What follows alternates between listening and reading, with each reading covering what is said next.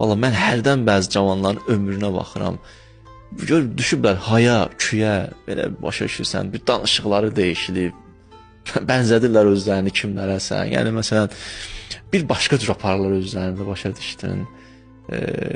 Bu cür nə yaşamaq olmaz. Bu cavanlığın bir məstliyi var, özünüzü qoruyun. İndidən qorumasınız özünüzü, qiyamətdə cavab verə bilməyəcəyik. Necə yaşayacaqsa qiyamət günü elə ayılacaq.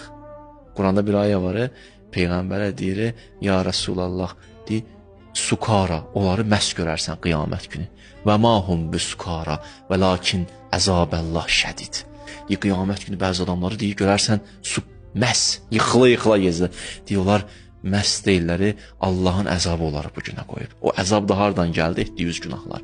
Cavan ki, o cavanlığın günahların içinə girib məst olub, baxırsan adamın ürəyi ağrıyır. Valla bu cavanlara üzümü tuturam. Cavanlar, özünüzü qoruyun.